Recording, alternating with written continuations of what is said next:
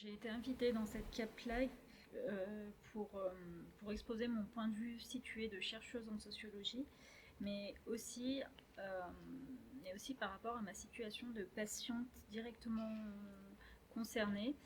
C'est-à-dire que j'ai été confrontée personnellement et directement à l'annonce d'un diagnostic de sclérose en plaques il y a plus de 19 ans. Et aujourd'hui, j'ai rédigé une thèse que je soutiens du coup fin juin, le 28. Et dans cette thèse, j'ai exposé mon point de vue situé et je me suis sentie finalement enfin capable et surtout légitime d'exposer ma situation personnelle. Donc ma situation personnelle d'abord par l'annonce de ce diagnostic, puis par la réalité de vivre avec la maladie. Donc c'est une maladie chronique,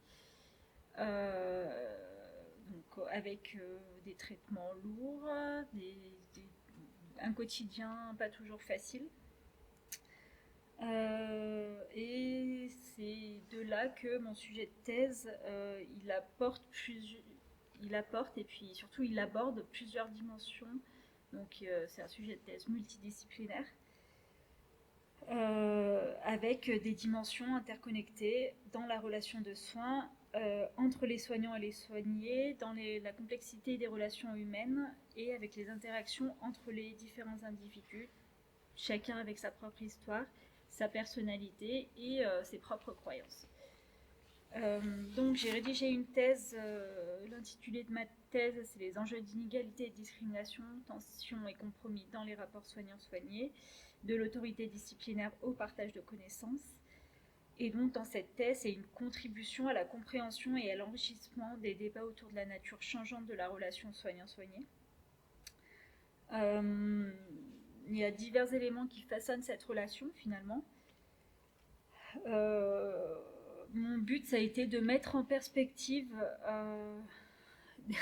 des pistes de recherche et en mettant l'accent bien sûr sur le bien-être des individus, donc des patients, et la qualité des soins qui pouvaient être apportés par les soignants. Donc dans le cadre de cette CAP Lab, je vais tenter d'exposer tout à l'heure la prégnance du chercheur. Le fait que tout au long de ma thèse, c'est mon point de vue situé qui m'a tenu et c'est à partir de ce point de vue situé que j'ai réussi à rédiger cette thèse.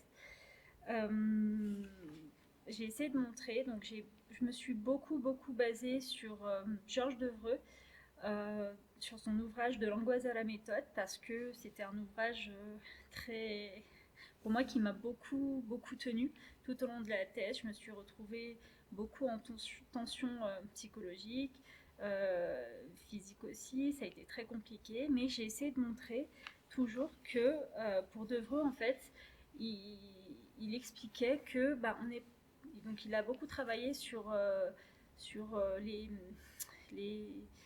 les mince, euh, les Amérindiens.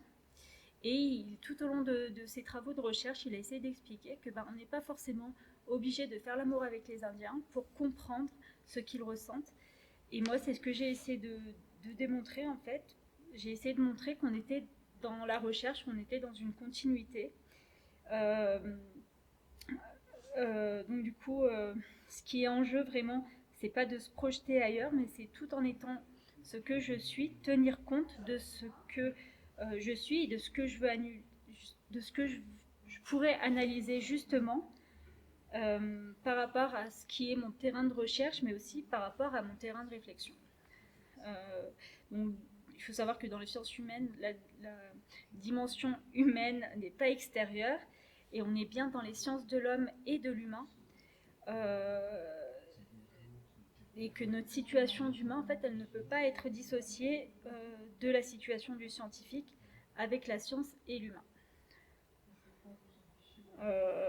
Ce qui est important dans ma thèse, c'est qu'il y a eu énormément de travaux de recherche qui ont été faits par des chercheurs, mais moi j'ai qualifié ces chercheurs extérieurs, euh, comme extérieurs à la recherche, puisqu'ils parlaient de patients atteints de maladies chroniques, et il n'y avait que très peu de chercheurs, alors il y en a beaucoup, Luigi, Flora, etc. Mais ils sont très rares ceux qui sont directement concernés par leur propre objet de recherche.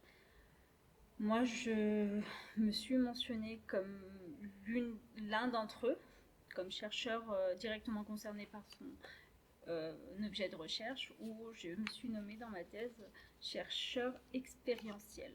Voilà. Voilà, je ne sais pas quoi dire. D'accord, c'est très bien, merci. Et puis vraiment, la démarche de recherche, elle est vraiment orientée en fonction, je pense que c'est très important, elle est en fonction de la disponibilité à la fois psychique et émotionnelle du chercheur, et c'est ce que j'ai essayé de tenir tout au long de ma thèse. Voilà.